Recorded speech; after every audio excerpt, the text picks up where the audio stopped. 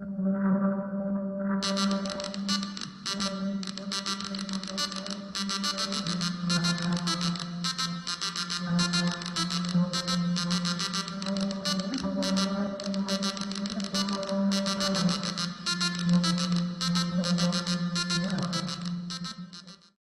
my personal life, Harley represents total freedom to me. Okay, I mean, fuck the laws, fuck the rules. You know, I have as much freedom as I'm willing to risk. Well, the computer and my hacker life represents that type of freedom, the same type of freedom exactly, but you know, on a computer. It's just whether people are called bikers or whether they're called hackers, it's the same type of freedom we're talking about.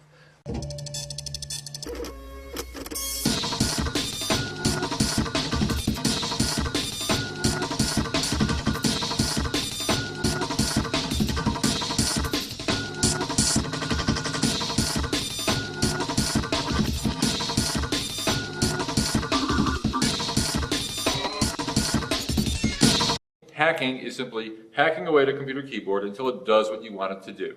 That's all, nothing more or less. You can hack out a letter to Aunt Millie. It's just hacking away to do what you want it to do. The press has usurped our rightful title and handed it off to these 14-year-old twerps who crack into computer systems, and that bothers me.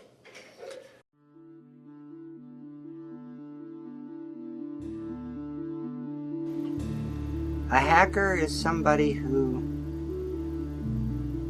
comes up with this really elegant line of code that fixes your problem. You know, hackers are a natural resource.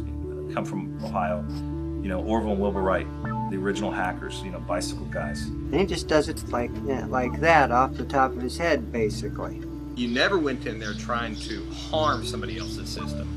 It was all about the wall and getting through the wall and figuring out creative ways under, around, through, whatever. So that the spirit to be able to take these components, put technology that was the domain of governments for so long, and to let the average person figure out how to use it, I mean, that's the promise of technology.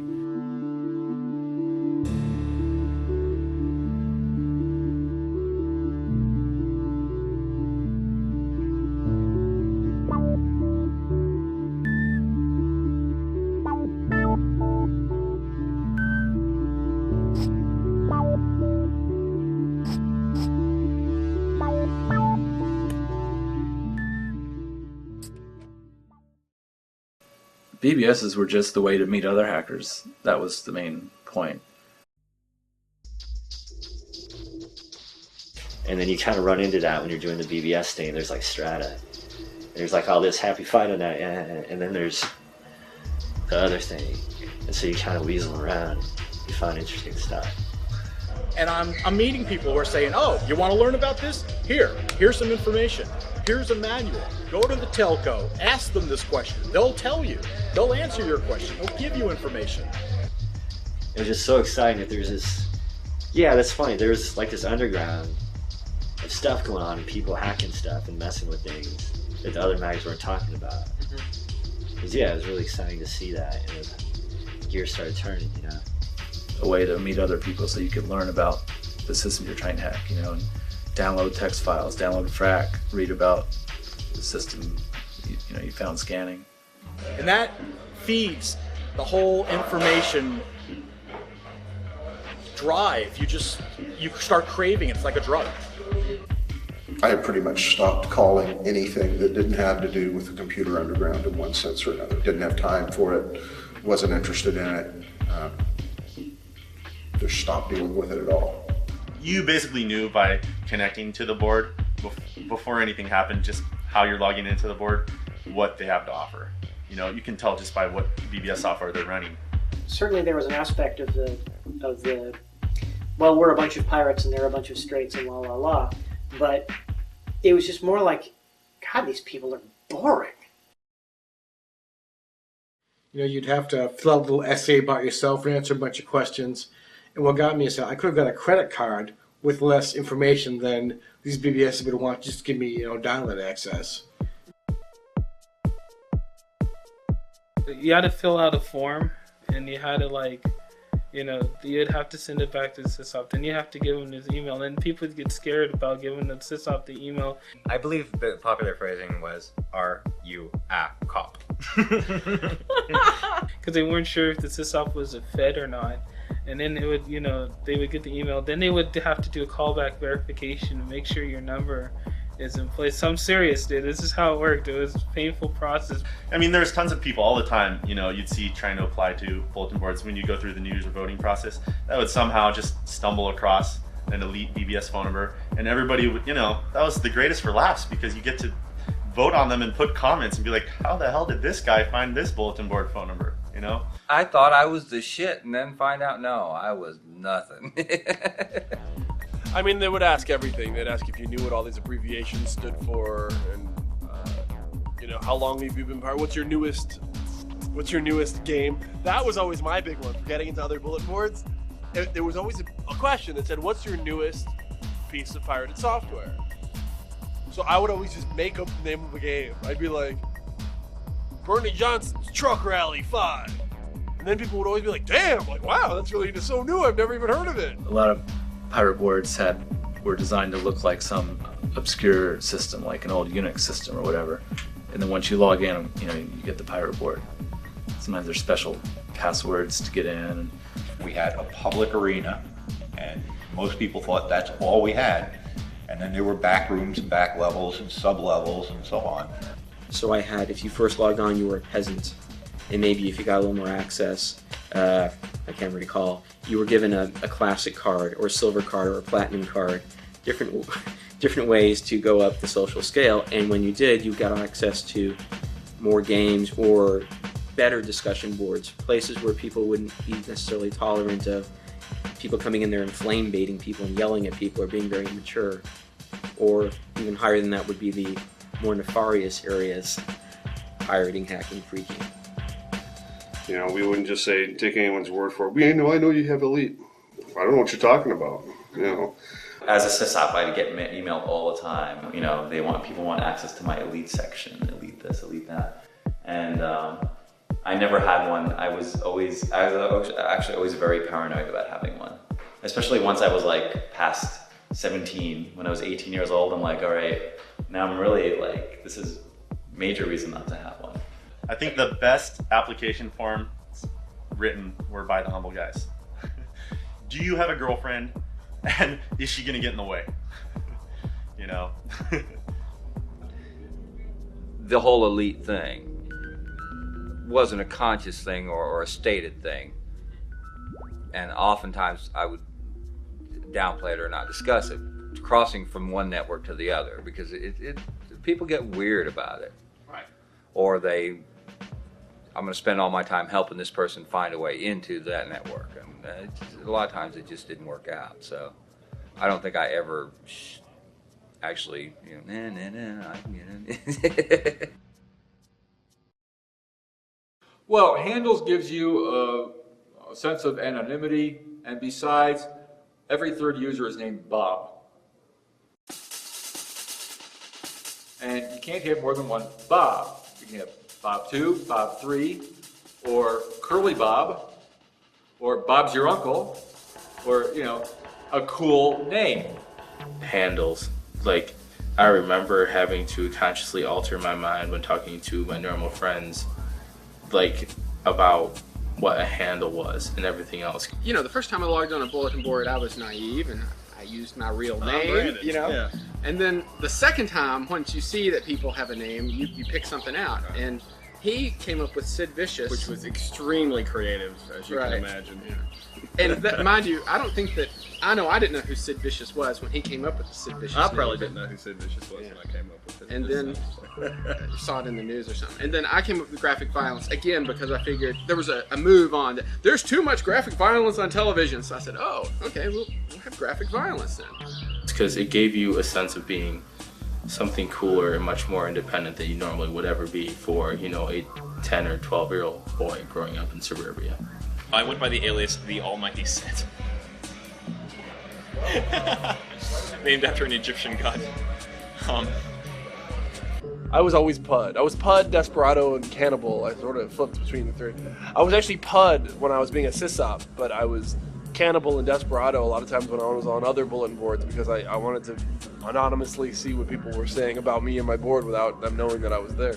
For me, I remember when I started using the handle Count Zero, and this was before there were a billion people using the handle Count Zero. I was the only person that I knew of who was using it. And this was right as soon as the book came out, before it was a paperback. It was. And so being a 13 or 15-year-old kid, or whatever I was at that time, I looked up at my wall and I saw a poster of Star Trek, or actually I think it was a printout of ASCII art of Klingon Warbird and the Enterprise, and I just said James T. Kirk.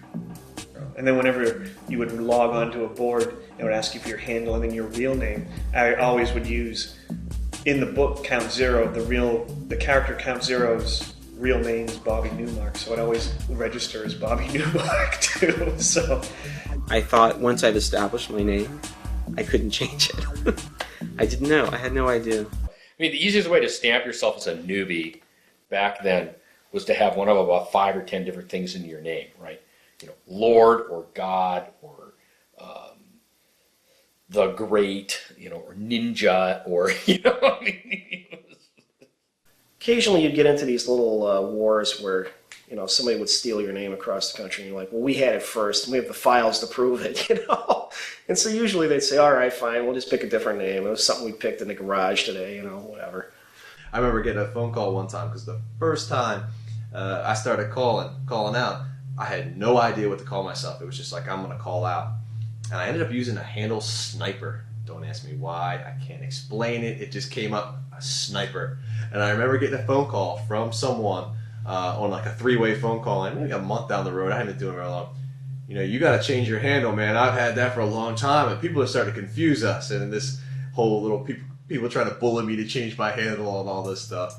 And the funniest thing was I remember thinking about it and going, screw you guys, I'm not fucking changing my handle for you. I could care less, And eventually I thought it was lame anyways and changed my handle to Zealot.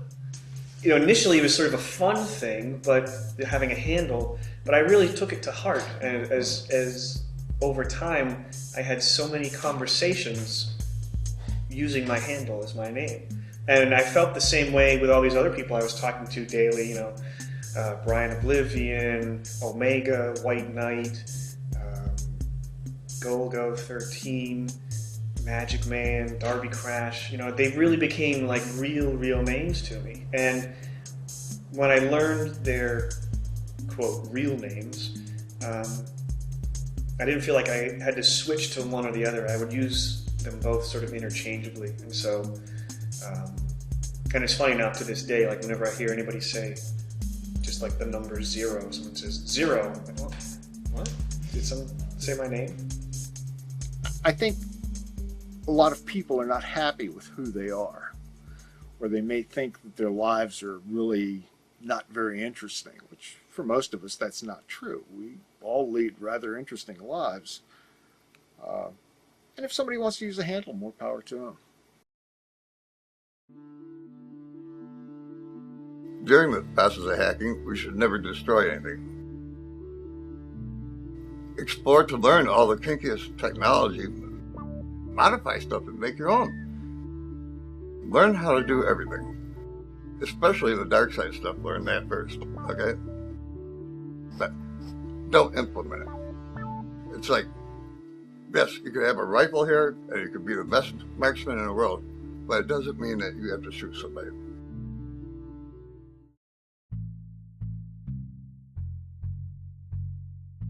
Freaking means a lot of different things. Freaking basically covers the whole spectrum of fun with Ma Bell, fun with the phone company, different things you can do, and people will say that a lot of different things fall into the freaking category, which could be everything from something as stupid as stealing somebody's calling card number to something like getting change out of a payphone. I mean, there's a lot of different categories. Long distance calling back then, it was expensive. People today don't have any feeling for how expensive it actually was to pick up the phone, especially when you're trying to transfer 16K of data at 300 baud. It was a sizable chunk of change each month. And I was calling all over the country making long distance calls. You know, the phone bill that showed up one month was about that thick, and my mother just about had a heart attack. I had to go get a summer job to pay the phone bill off. My parents flipped out. They were basically, they're like, what the hell are you doing up there? But do you remember how much that bill was for? $350. The next one was $500. And at that point, my parents were like, "You got to get these bills down." Well, so that's where the freaking came in. There's no way you're gonna pay for that because you couldn't afford it. And if you're doing it legit on your parents' line, I mean, they're gonna kill you next month. So I think a lot of the things as far as people phone freaking, at least that we're in the computer scene, was really to get access to BBS content, and it was typically long distance. What am I going to do? Well, I can't stop calling these places. I just have to figure out how to do it for free. All right, so you'd get the 1-800 numbers and the access codes. So you get you a phone scanner, you'd run it all day while you're at school or something. And the whole point of the program was it had to try every code, then get a code, dial the Sprint number, wait whatever seconds, input the stolen Sprint code, and then dial CompuServe. If it got a carrier, boom, that went on your printer the next morning. So you go to sleep, next morning you wake up, you had 2 or 3 Sprint codes. You come home, you have a couple codes, whatever. You have to do that every month. So you have to have fresh codes, very important. And you had a choice. Either you kept it to yourself, which was the best thing to do because you might have gotten 30 days of good long distance dialing out of it, or you traded it on a message on a bulletin board to get high-end access to their pirate games. And that code usually within 3 or 4 days, maybe a week, would be dead, because by the time you gave it out, 10 people gave it out to 10 more people, gave it out to 100 more people. Before you know it, it was across the entire United States, out into Europe, out into everywhere, out to every single BBS out there. And of course, that set off the red flag with Sprint or MCI or whoever it was. I used to stand at payphones in my high school and punch up numbers all day until I got a code. I got that tone, and hey, I could call New York City. And the motivation of the kids isn't ever to screw the company. It's more, well, I need this. I need this, and what am I going to do? What am I, what is it really an option that I would sit there and pay this, 17 times my allowance for this week to make this one phone call out to talk to this one person that I met in California? No. We know we did something wrong. We were clearly stealing. But at the time, we're kids, and you just don't think that it's wrong. You don't connect. And so we were going, well, we're just using this we're using a code that belongs to a large corporation. They won't even notice. They probably have this happen all the time. It's not stealing if you steal from right. a large It's okay company. to steal from the large companies. Suddenly I discovered I don't need to pay for my phone calls to call these BBSs. Now I can dial a 950, punch in a couple of digits here. I'm calling long distance. I'm saving money. And the things we were doing with it were just merely promoting. We were connecting. How do we connect with somebody in Austin? I'm not going to pay $6 an hour to connect to somebody in Austin. I'll just, How can I do that for take free? a little bit out of my ethics here and use a freak code. My parents, the next month, I remember my dad was like, so we have no long distance charges this month, but you're still using the computer just as much as you were last month. What's going on? And I was like, oh, I don't know. I'm just being a good boy.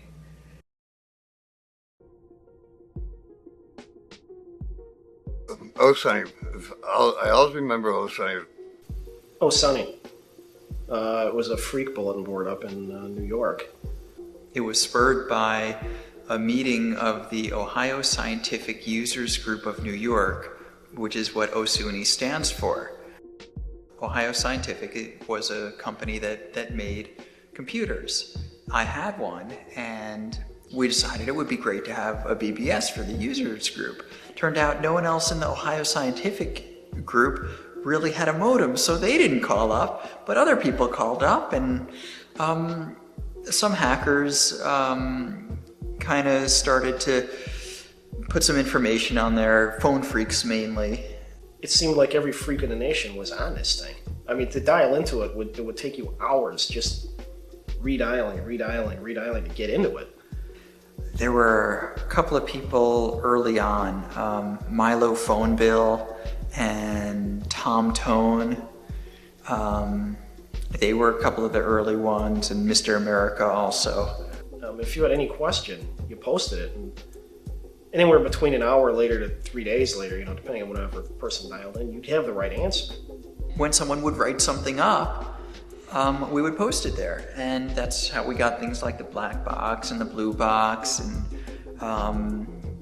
tips on phone phreaking, and various people who were really involved with the BBS. They'd write stuff, and it was a great forum to exchange that information. Anyone who called up could access it.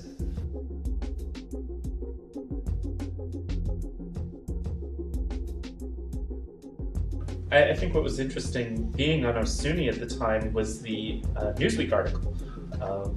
It came out, and there was the name of a board that you're on almost every day mentioned in Newsweek, and as a young teenager. It was just shocking. It was pretty amazing that this guy wanted to write things like this.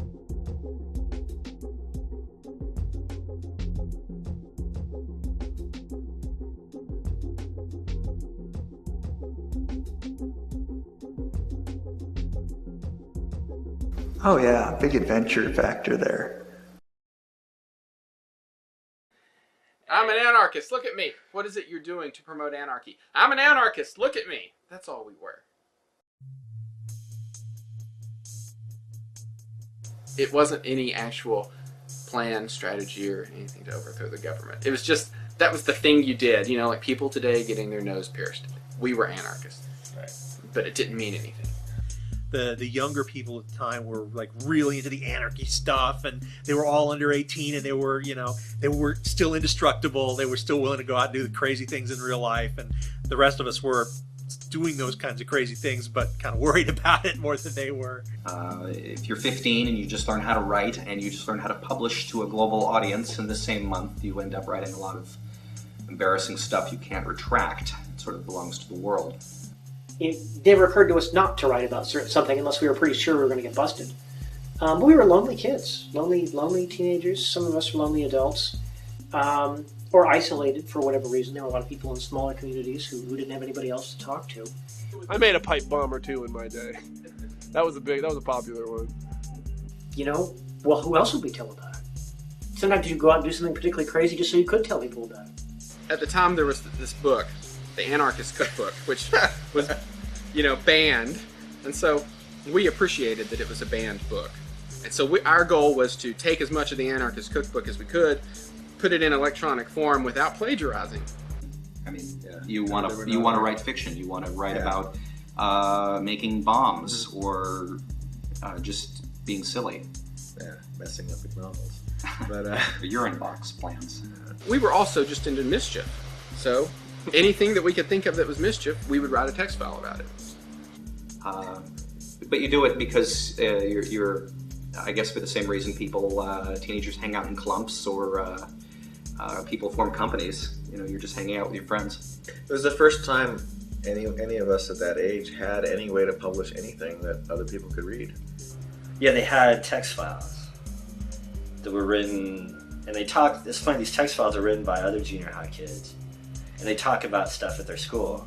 It'd be like some school in California, which is strangely familiar to our goofy stuff. It's like there's no way you make those connections before. Like this is a new thing. The early 80s was very exciting. And I guess in retrospect, that improved all of our English skills. Yeah, I'm sure you recall the Columbine incident. Right. And whenever that happened, I was at work, and I'm talking with some friends, and they're like, how could they not see that there's this group of teenagers walking around in black trench coats, talking about explosives, toting guns? How can they not see that this is a problem? And, this isn't that long ago. And I was completely stunned because I thought everybody did that. I had a trench coat. I made explosives. I played with guns on the weekend. I didn't have any hate. And I think that was the thing that separated us. I didn't hate anybody. I didn't hate my schoolmates. I didn't hate anybody. But we made explosives. We shot guns on the weekends. We had our black trench coats. We had T-shirts with anarchy on them. We were all of that stuff there. All the things that the Columbine kids were. Except that we didn't have any hatred. But it was a real eye-opener to think, you mean y'all, my friends at work, you mean y'all didn't do this? And they're like, no, you did? And I said, maybe. No, not, Hold not on. me. I need to separate myself here and let me think about this before I answer the question. So, I bought a game for my computer that wouldn't run. And I called the manufacturer, and the manufacturer said, I'm sorry, that copy protection apparently doesn't work right with that computer. So I took the software back, and they said, I'm sorry, you've opened the package. So we got together, and we cracked the protection so that I could play the game on the computer that they told me it would run on. But see, there were other people out there cracking programs before us. We weren't the first. We just ended up being the best. You just, yeah, you think. It was such a challenge all the time, you know, get the new software, go in, crack it. I mean, my head was stuck in coding all the time, you know. I was thinking, you know, zeros and ones and hexadecimal and, you know, opcodes, operands and all that stuff. I was nonstop. Back then, the language of choice for the platform, because they were so slow, was assembly and machine language. So it was difficult to learn, but once you learned it, reading it was, you know, straightforward, really. I picked it up so quickly, just with assembler and all that, and I was able to write all kinds of, you know, cool routines and programs, and, you know, then getting on the BBSs. And Now, at first it was just, you know, oh, well, there's a new game out. Well, there's a cracked version, there's a non-cracked version. Well, how do you crack them? Well, you open up the manual on machine language on Apple II, and then find there's 3 others on the market, and then you read about this thing on somebody's bulletin board, and next thing you know, you're sort of an amateur. It started with just neighborhood kids bringing me software, you know, the regular retail box software from the store. Then I'd crack it. A lot of people know how to copy software, but not a lot of people know how to actually crack it. And you had a lot of people in town that could actually crack it. If you could crack it, then everybody called you bored because you're the first to have it. And so it just kept growing and growing that way. I think that's how I saw it. I can't recall anything other than maybe a couple of games being all that challenging. Although I know the software manufacturers spent an enormous amount of time and resources trying to copy protect this stuff, but to no avail. Really, for us, it was getting the game as fast as we possibly could. If that meant overnighting the game from, you know, Datasoft or Broderbund or whatever, we would do that, and then when we'd get it, we'd have it cracked by morning. You know, that was our thing. And then we could post on our bulletin board that we had the game, and that was, if you could do that, you were first to town. You're the king of the hill. That was the whole deal. Serious competition developed between different groups. These groups would compete with each other, and then with me as an individual, in getting out, you know, these new wares and who can get it out first. Because ultimately, whoever got it out first, their version and their name by extension would be the one that dominated. And if somebody else tried to trade their later crack into the system, it would simply be overwhelmed by the avalanche of whoever got it out first. They started the avalanche. We're using adult words now, but we were proud of the brand we were creating. I mean, that was a large part of it too. MPG was a brand, that's for sure. We didn't call it that back then, but yeah, it was a brand. That's the best way to describe it. It was something that we were contributing towards and trying to build fame on. I mean, the real sense of the word brand is you brand your horse, you know, with a stick. Yeah. We were branding those wares with our logo, you know. Trying to create an identity. Yep. You didn't care about the game so much anymore. It was more about being first. Competition. Yeah. Classic hacking mentality race. Yep. They were literally hungry. Literally. I mean, if somebody heard or knew that I had a new program I was working to crack, I was working on it, they knew. And I'd get calls nonstop. Is it ready yet? Is it ready yet? You know, can it go? And then it would just explode. It would go onto the BBSs in the download area. It would get traded right and left and absolutely everywhere. We got a game. It was Buck Rogers. Remember when Buck Rogers, the TV show, came out? Mm-hmm. So right after that, there was an Apple II game called Buck Rogers. Wow. We got the game, and John was cracking it, and in the code was a message. If you're trying to crack this game, call this phone number. And we had the game a day or two, not even, you know, and so John called him and said, hey, is this Buck? Because that's what it said, call and ask for Buck. And the guy on the other end was like, no way, you got it already? Stealing software isn't as personal as it used to be. There's always the issue that, you know, there's no difference between copying a piece of software and walking into a retail store and walking out with the box without paying for it. I mean, That's what they always tell you is, but it doesn't seem close to home when you do it. But they're just a bunch of goofy kids, you know, and so the software at the time was $39.95 or less. And when you're a kid and you don't have any money and you want stuff and it's there and it's free and there's very little to no repercussions that could possibly happen to you by being the small-time software copying. There was hundreds of games, hundreds and hundreds of games. And you download a game, you play it for a while, and you throw it away. And it wasn't even an option that you would have ever bought those. I remember thinking to myself, who would buy this? I remember thought that quite a bit. I don't know how you could look at it, and the laws were so goofy at that time that nothing applied. There wasn't really anything too illegal about it. It might have been a copyright violation, but we never sold any of the stuff we made. That was a rule, almost an unwritten rule that we had. Never. There were pirate groups out there that would get it from us and then try to sell it to their friends. We hated that. Yeah, that's a sin. I don't think we really realized. I mean, we were fairly young at the time, and it was such an easy thing to do. It wasn't like stealing something at the store and walking out and, thinking I've done something wrong. It was, I can get a copy of that game just by doing, step ABC. Great, I'll do it because I want to get that game. Nobody ever thinks they're going to get caught, or nobody would ever commit a crime. You're never going to be the one who gets caught. It's somebody else. So there's some fear of it, but there was also, when you're 15 years old, you pretty much feel that you're invincible. They can't bust everybody, you know what I mean? And that's sort of everybody's mentality, like they think they're untouchable. We heard rumors of wards being shut down. And it was just rumors because I didn't know anybody personally. I couldn't pick up the phone and call them. That this board was taken down by the sheriff's department last night. My co-sysup's job was to run fucking hacker all day and get me as many codes as he wants. I didn't want to run it because I didn't want to get in trouble. We were hiding stuff in cereal boxes so that if they went through our trash, they wouldn't find it because it's inside the cereal box. And there was more than one occasion where we were sure we had been busted. Right. They were saying, oh yeah, and you guys are next. They know about you. And we were terrified, and we were kids. We didn't know that they can't come knocking at our door for what we had said. At least at the time. So. And he used to give me all these codes every day. We had a whole system where he'd put the codes into this area in my bulletin board. My bulletin board would use the codes, and then one day the police came to his house. They confiscated his computer, his monitor, all his printers, all this stuff. The worst part wasn't that he lost all of his computer stuff because of it. The worst part was that.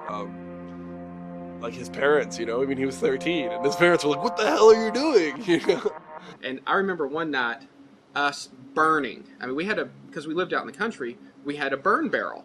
Right. So we went out, and we grabbed everything we had. We grabbed all our printouts, we grabbed everything that was, because we had heard one of our friends got busted. And we took it outside, and my parents, they had to have known something was up. It was, 11 o'clock at night, and we're out there burning stuff. And they're stolen everything. And I just keep thinking, my parents sitting there reading the book. What are the kids doing? Oh, they're out there burning evidence. What do you think they're doing? And they just didn't even, no red flags at all. And we didn't ever think it was a really big deal, and I don't think it was a big deal. I mean, maybe it was, $12 worth of calls a week or something like that. But it was a big enough deal that when they tried to really crack down on that kind of thing, they cracked down on it. What we're talking about is stuff that was never told in articles. You can talk about this BBS or that BBS or this person or that person and about this specific thing, but a lot of people never covered the philosophy behind it or the mentality. They weren't doing this because it was cool. They were doing it because they didn't have anywhere else to go where people understood them. These were people that they could connect with long distance or medium distance over the phone line. That was a culture. It was not pretentious. Absolute. It was real. People were talking about hackers as being these evil little uncontrollable kids who were messing up these established infrastructure systems to the point of anarchy, and anarchy alone. It was focused on kids breaking into corporate computer systems, shadowy hackers, there's a bit of sensationalism to it. And it wasn't to do anything destructive or to steal anything or break things. It was to get in and explore. And yet in the media, people were just lambasting hackers as being the devil. And it was really, really frustrating. Back then, no one knew what they were doing with, that is, the authorities didn't really know what they were doing because, well, like hacking into a computer, well, what kind of crime is that? What did they steal, you know? What being a computer hacker is about is being 15 years old, having an excess of brains and hormones. You know, it's like, it's just basically being a teenager and wanting to like make mischief and learn stuff and you know, be curious and stuff like that. When you're 15 and 14, you don't have a car, you don't have a girlfriend, you got nothing but time, right? Especially during the summer, no school. So you've literally got, you know, 18 hours a day to just explore, you know?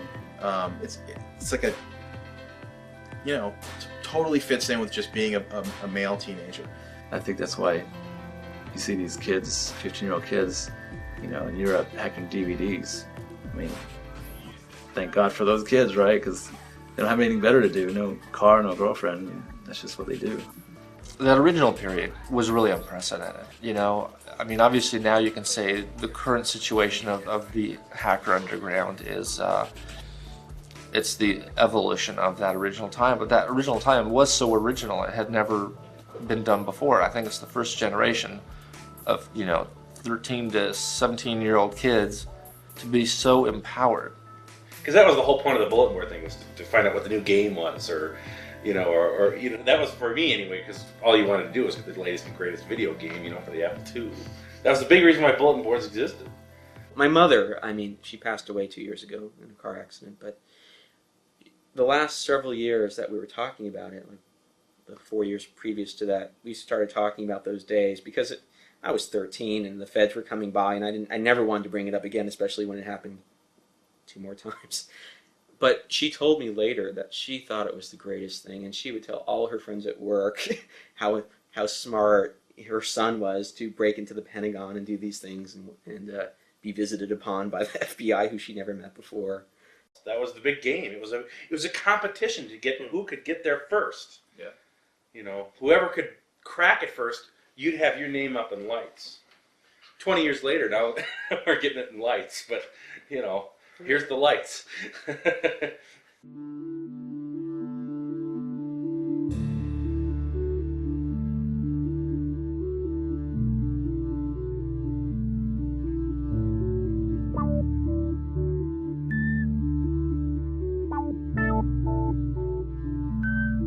By putting out all the knowledge that is discovered, okay, you're going to get more and more people coming in. And sure, 99 out of 100 may be worthless idiots. 999 out of 1,000 may not last as a hacker for a year. Only 1 out of 10,000 may ever make it to a decent hacker status. But you know what? If you're educating millions and millions of 13-year-olds with their first computer, and every night they're over there on their computers trying to hack into this and that, I mean, you have a thing that can never be stopped. Take 1 million new kids and give them all the information in the world. Let history decide who becomes what.